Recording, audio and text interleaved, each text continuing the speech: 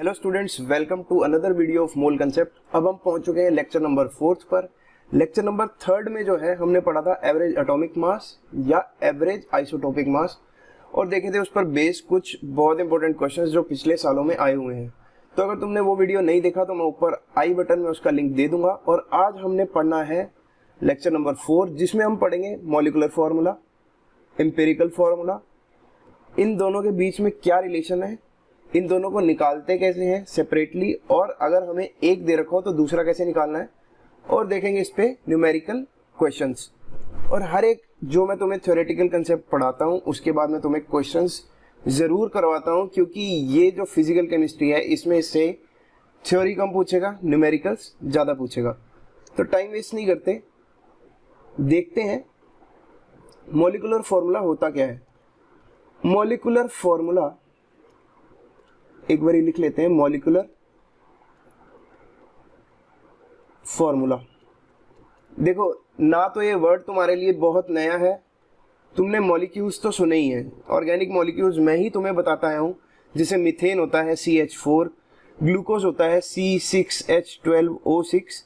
तो ये सब क्या होते हैं हमारे पास मॉलिक्यूल्स। तो इन मॉलिक्यूल्स का कुछ फॉर्मूला भी है, जैसे C6 है H12O6।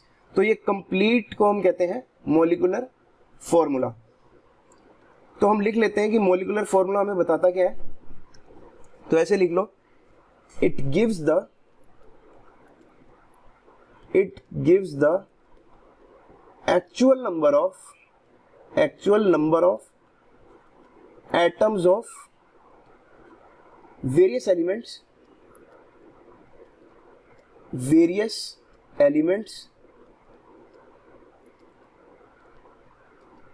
present in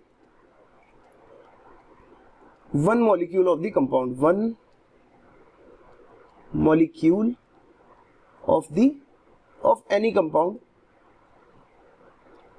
तो मॉलिक्यूलर फॉर्मूला में बताता है एक्चुअल नंबर ऑफ एटम्स जो भी प्रेजेंट है एक मॉलिक्यूल ऑफ कंपाउंड में। देखो अब यहाँ पे वन मॉलिक्यूल बोल रहा हूं मैं, वन मोल मॉलिक्यूल्स नहीं बोल रहा। एक मॉलिक्यूल उठाओ ग्लूकोज का, फॉर एग्जांपल ग्लूकोज का एक मॉलिक्यूल उठाओ, तो उसमें उसका फॉर्मूला क्या है C6H12O6। तो इसने हमें बताया क्या कि एक मॉलिक्यूल ऑफ ग्लूकोज में 6 कार्बन, 12 हाइड्रोजन और 6 ऑक्सीजन मॉलिक्यूल्स एलिमेंट्स जो हैं वो प्रेजेंट हैं। तो इसमें एलिमेंट क्या था, ऑक्सीजन, हाइड्रोजन, कार्बन। तो एलिमेंट्स यहाँ पे पता लग गए, उसके कितने कितने नंबर हैं, कार्बन के 6, हाइड्रोजन के 12, ऑक्सीजन के 6। तो यही हमें मॉलिक्यूलर फॉर्मूला बताता है। दूसरा हम देखते हैं एम्पिरिकल फॉर्मूला। एम्पिरिकल फॉर्मूला, तो यहां पर लिखो it gives the simplest whole number ratio, simplest whole number ratio of the atoms of various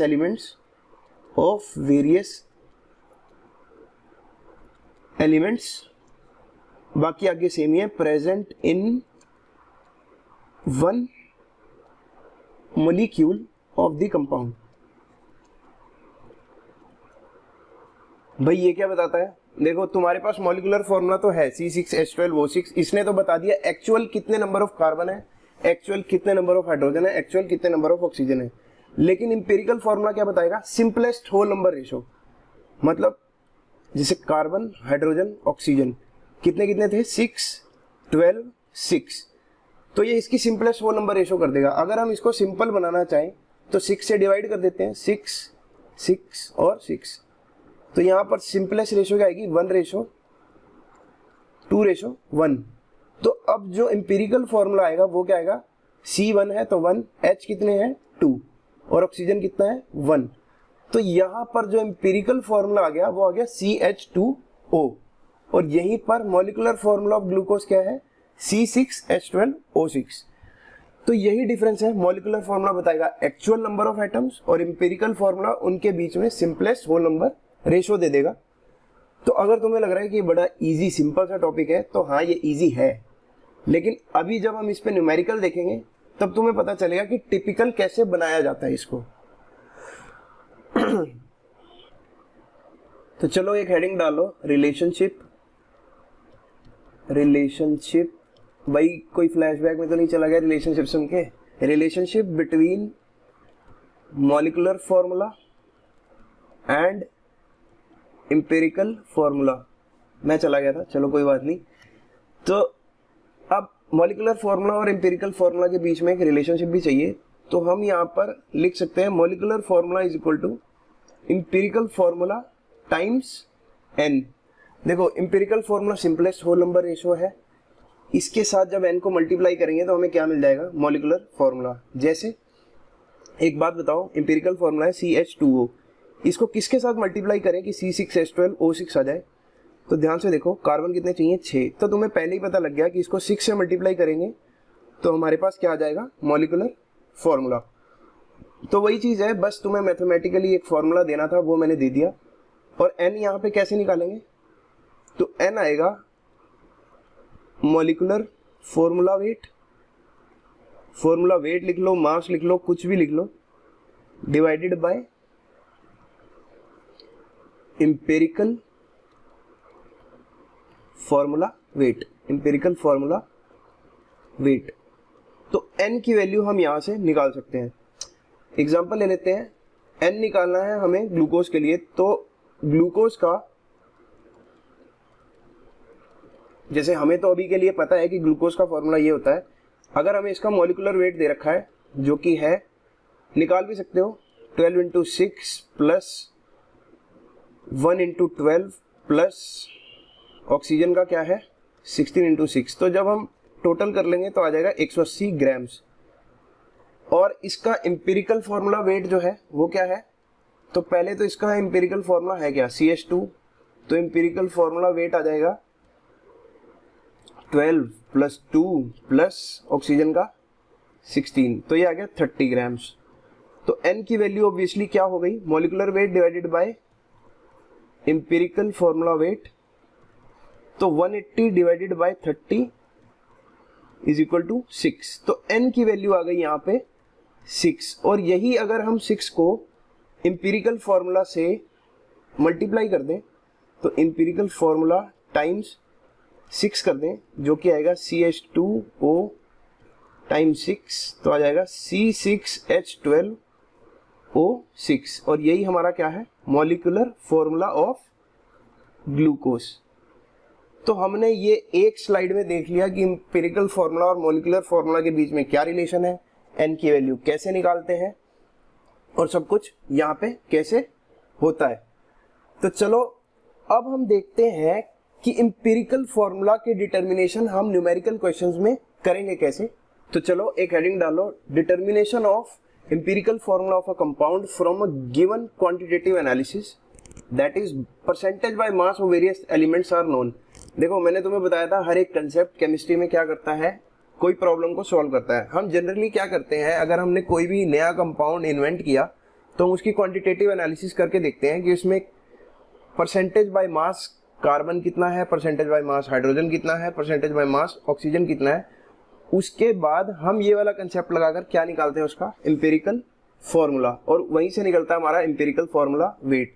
तो बात है कि ये कंसेप्ट से हम निकालेंगे कैसे, तो ये स्टेप वाइज ही याद रख लो। स्टेप 1 क्या है, तुम इसको यार देखो, मैं तुम्हें डायरेक्ट क्वेश्चन से भी समझा सकता हूँ, उससे तुम्हें जल्दी अच्छा समझ आएगा, लेकिन फिर भी तुम थ्योरी के लिए लिख लो कि लिखो डिवाइड गिवन मासेस और मास परसेंट बाय मोलर मास। तो जब हम मास परसेंट को या गिवन मास को मोलर मास से डिवाइड कर देंगे या एटॉमिक मास से डिवाइड कर देंगे तो हमें मिलेगा क्या? So we will get the number of moles. तो इससे हमें क्या मिलेगा? So we will get relative number of moles. तो given mass divided by molar mass ये तुम्हें बता रखा है, इससे हमें मिल जाएंगे रिलेटिव नंबर ऑफ मोल्स। और अब स्टेप 2 क्या है, ये जो रिलेटिव नंबर ऑफ मोल्स तुम्हें मिली, इसको क्या करो, सिंपलेस्ट होल नंबर रेशो में बना दो। तो इसको लिख दो, make the relative number of moles, make the relative number of moles into simplest whole number ratio, into simplest whole number ratio, so you will get empirical formula, so यार यहाँ पे u लिख लेना, so we will get empirical formula। तो यही दो steps हैं। लगाने कैसे हैं, एक न्यूमेरिकल के थ्रू देखते हैं। तो चलो देखते हैं एक न्यूमेरिकल। तो ये तुम्हें फर्स्ट क्वेश्चन मिल गया, unorganic compounds contain carbon 60%, oxygen 32% and hydrogen 8% by mass, find empirical formula. तो अभी तुम्हें स्टेप्स लिखवाए हैं। पहला स्टेप क्या है कि जो भी तुम्हें परसेंटेज बाय मास दे रखा है उसको मॉलिक्यूलर वेट से डिवाइड कर दो। तो ऐसे लिख लो, सी एच और ऑक्सीजन है, कार्बन कितना है 60% बाय मास, हाइड्रोजन कितना है 8 और ऑक्सीजन कितना है 32। और हाँ एक बात ध्यान रखना, जैसे मैंने CHO लिखा है तो ऊपर COS दे रखा है, कहीं तुम इसको और इसको मिक्स कर दो, इसको इसकी जगह लिख दो, इसको उसकी जगह, सारा क्वेश्चन गलत हो जाएगा। ध्यान से अपना दिमाग खुले रख के करना। 60% है तो करना क्या है, परसेंट लिखना है तो लिखो, नहीं तो सीधा इसको डिवाइड करो bye it's molar mass. Carbon का कितना होता है 12, हाइड्रोजन का 1, ऑक्सीजन का 16। कैंसल आउट करना है अब, तो क्या आएगा 5, 1 और 8 यही रहेगा, 16, 2। तो रेशो क्या आ गया यहाँ पर 5:8:2। तो अब इसको और सिंप्लीफाई कर सकते हो, नहीं 5, 8 और 2 ऑलरेडी किसी चीज से कैंसिल नहीं होते। तो यहाँ पर जो है हमारा एम्पिरिकल फॉर्मूला जो है वो क्या आ जाएगा, C5H8O2। तो सिंपली तुमने देखा, अगर तुम्हें percentage by mass of elements they रखा है तो उससे एम्पिरिकल फॉर्मूला कैसे निकालना है। तो ये हो गया फर्स्ट क्वेश्चन। अब देखते हैं सेकंड क्वेश्चन। तो सेकंड क्वेश्चन देखो, 7.3 gram of an organic compound has carbon, hydrogen, nitrogen and oxygen, ये सारा कुछ है इसमें, and found to contain 3.6 gram of carbon, 0.7 gram of hydrogen, 1.4 gram of nitrogen. अब वो बोलता है फाइंड एम्पिरिकल फॉर्मूला, कैसे निकालेंगे। अरे कोई दिक्कत ही नहीं है, हम भी निकाल लेंगे। CHNO, कार्बन कितना है 3.6 ग्राम, ठीक है भैया लिख देते हैं 3.6 ग्राम। हाइड्रोजन कितना है 0.7 ग्राम, लिख देते हैं। नाइट्रोजन कितना है 1.4 ग्राम, ये भी लिख देते हैं। भाई ऑक्सीजन भी तो है इसमें, लेकिन ऑक्सीजन नहीं दे रखा, लेकिन टोटल तो दे रखा है ना ऑर्गेनिक कंपाउंड का, तो कितना है 7.3। तो 7.3 में से जब ये तीनों घटा देंगे, इनके तीनों के मास जब हम घटाएंगे तो हमारे पास किसका मास बच जाएगा, ऑक्सीजन का। तो यहाँ पर आएगा 7.3 माइनस 3.6 प्लस 0.7 प्लस 1.4। तो इसको जब हम सॉल्व करेंगे तो हमारे पास आ जाएगा 1.6। अब पहला स्टेप शुरू कर दो। पहला स्टेप क्या कहता है, इसके मॉलिक्यूलर वेट से इसको डिवाइड करो। कर देते हैं। कार्बन का molecular weight, molar mass 12, hydrogen का 1, नाइट्रोजन का 14, ऑक्सीजन का 16। मैं वैल्यूज भी अभी सिंपल सी लेता हूं ताकि तुम्हें कंसेप्ट समझ आए। एक बार कंसेप्ट समझ आ गया तो तुम कैसा भी क्वेश्चन कर सकते हो। तो इसको कैंसिल आउट करते हैं। 12 और 3.6 कैंसिल आउट होगा 0.3 पर, ये 0.7 ही रहेगा, ये 0.1 हो जाएगा और ये भी 0.1। तो क्या ये सिंपलेस्ट होल नंबर रेशो है? पहली बात तो ये होल नंबर ही नहीं है, तो हमें क्या करना है, डेसिमल हटाने हैं। तो सीधा 10 से मल्टीप्लाई करते जाओ। तो सिंपलेस्ट होल नंबर रेशो क्या आएगी, स्टेप 2 लिख लो। तो यहाँ पर आ जाएगी 3:7:1:1। तो हमारे पास जो एम्पिरिकल फॉर्मूला आ गया वो क्या आया, C3H7N1।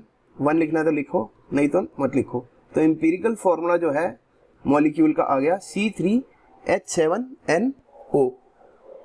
तो एक हमने पहला क्वेश्चन देख लिया, फिर सिमिलरली हमने दूसरा क्वेश्चन देख लिया। क्या करेगा, एक का मास नहीं देगा तो टोटल में से घटा दो, तो यहाँ पर एम्पिरिकल फॉर्मूला हमने निकाल लिया। चलो एक और बहुत बेहतरीन क्वेश्चन देखते हैं।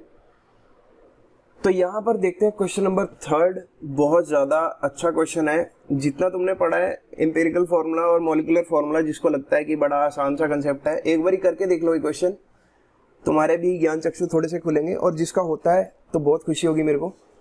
तो लिखो, a hydrocarbon weighing 1.4 gram on complete combustion gave 2 gases which on passing through dry copper sulphate crystals, और ये ड्राई कॉपर सल्फेट का जो कलर होता है क्रिस्टल्स का, ये क्या होता है, वाइट। कॉपर सल्फेट सुनते ही तुम ब्लू मत बोल दिया करो, एक सेकेंड।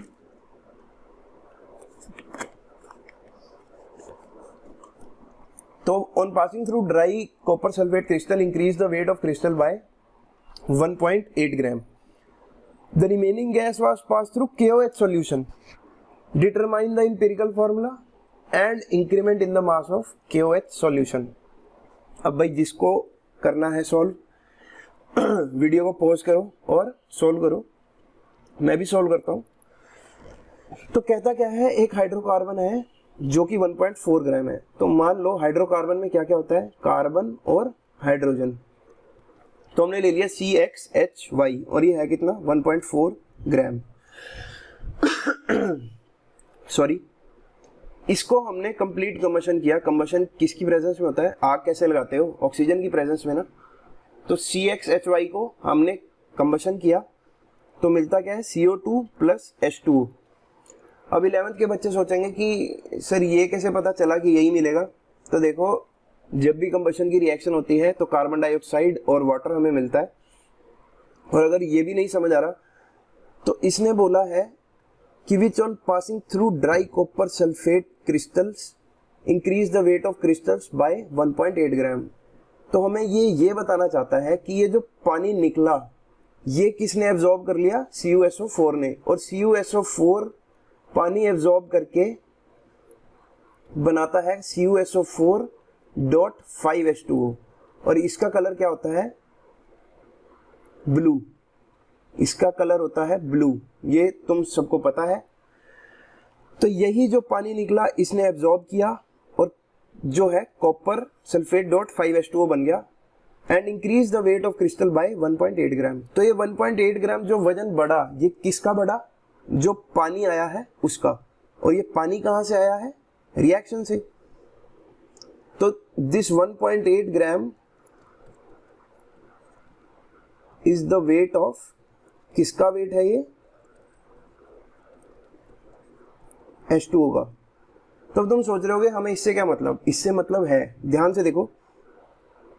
तो हमें यहां से पानी मिला कितना, 1.8 gram divided by molecular weight of water कितना है, 18 ग्राम पर मोल। तो यहां से हमें कितने मोल ऑफ वाटर मिल गए, तो NH2O कैसे निकाला हमने, जितना वेट पानी का मिला डिवाइडेड बाय मॉलिक्यूलर वेट। तो यहां से आ गया 0.1 मोल। तो NH2O कितने मिले हमें, 0.1 मोल। अब पानी के मोल मिले हमें 0.1, और एक मोल पानी में 2 मोल हाइड्रोजन है। देखो, अगर यहाँ पे 1 मोल है तो H के कितने मोल हैं, 2।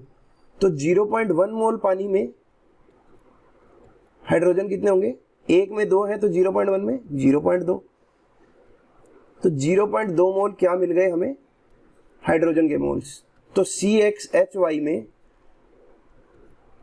ये हमें कितने मिल गए, 0.2, और टोटल कितना था, 1.4 ग्राम। ठीक है। अब यहां पे ये आ रहा है मोल में और ये यहां पर दे रखा है ग्राम में। तो कोई बात नहीं, हम number of moles of hydrogen को ग्राम में भी कन्वर्ट कर सकते हैं। तो वेट ऑफ हाइड्रोजन कितना हो गया, मोल्स तुम्हें पता है, और हाइड्रोजन का मॉलिक्यूलर वेट या मोलर मास, एटॉमिक मास कितना है, 1 ग्राम। तो 0.2 ग्राम जो है वो हमें क्या मिला, हाइड्रोजन। तो 0.2 ग्राम हाइड्रोजन, टोटल है 1.4 ग्राम। तो यहां पर कितना हो जाएगा, carbon 1.4 minus 0.2 that is equal to 1.2 grams. तो कार्बन है 1.2 ग्राम, हाइड्रोजन है ग्राम्स। तो इसको यहां पे लिखते हैं। अब तुम्हें लग रहा होगा क्वेश्चन ये काफी लंबा चला गया। देखो क्वेश्चन है इतना डिफरेंट कि तुम्हें IIT JEE मेंस में पूछ सकता है, इवन एडवांस में भी पूछ सकता है क्वेश्चन। तो ये आया हमारे पास 1.2 ग्राम, ये आया 0.2 ग्राम। तो इसकी मोलर रेशो क्या होगी? मोल्स निकालने के लिए क्या करेंगे? डिवाइड बाय मॉलिक्यूलर वेट कर दो। तो इसका मॉलिक्यूलर वेट 12, इसका मॉलिक्यूलर वेट 1। तो यहां पर मोलर रेशो आ गई 0.1 रेशो 0.2। अगर इसको सिंपलेस्ट होल नंबर रेशो लिखेंगे तो होल नंबर रेशो में कैसे आएगा? इसको 1:2। तो अब जो हमारे पास एम्पिरिकल फॉर्मूला आ गया वो आ गया CH2। और उसने पूछा भी क्या था कि एम्पिरिकल फॉर्मूला बताओ, डिटरमाइन द एम्पिरिकल फॉर्मूला। तो एक पार्ट तो हमने निकाल दिया, एम्पिरिकल फॉर्मूला आया CH2। अब वो पूछता है increment in the mass of KOH। तो देखो जो बची हुई गैस थी, the remaining gas was pass through KOH। तो KOH क्या एब्जॉर्ब करेगा? पानी तो कॉपर सल्फेट ने कर लिया, तो KOH क्या एब्जॉर्ब कर रहा है? Carbon dioxide. तो CO2 जो है वो एब्जॉर्ब कर लेगा KOH और उसका मास बढ़ जाएगा। तो ये देखते हैं अब कितना CO2 निकलेगा। तो CH2 को जब हम कंबशन करेंगे, अभी ये एम्पिरिकल फॉर्मूला ही लेके चल रहे हैं, कोई बात नहीं, हमें मॉलिक्यूलर फॉर्मूला चाहिए भी नहीं। तो हमें मिल क्या रहा है? CO2 plus H2O। देखो 1 मोल से 1 मोल CO2 मिल रहा है और यहाँ पे कार्बन के कितने मोल्स हैं? यहाँ पे देखो कार्बन के कितने मोल्स हमें मिल रहे हैं? 0.1। तो इसके 0.1 मोल से हमें CO2 के भी कितने मिलेंगे? 0.1 मोल। जब 1 मोल से 1 मोल मिल रहा है तो 0.1 मोल से भी कितना मिलेगा? 0.1 मोल। अब 0.1 मोल का वेट कितना होगा कार्बन डाइऑक्साइड का? तो weight of 0.1 mole of CO2 कितना होगा? 0.1 into molecular weight of carbon dioxide, और इसका मॉलिक्यूलर वेट होता है 44 ग्राम्स। तो यहां पर हमें क्या मिल गया? 4.4 ग्राम्स CO2। तो इतना CO2 जो है वो इस रिएक्शन में बनेगा और वही CO2 को कौन एब्जॉर्ब करेगा? KOH, और उसका मास जो है वो बढ़ जाएगा। और कितना बढ़ेगा? जितना CO2 बनेगा। तो 4.4 ग्राम जो है वो इंक्रीमेंट हो जाएगा। तो लिख लो, एंड दिस इज द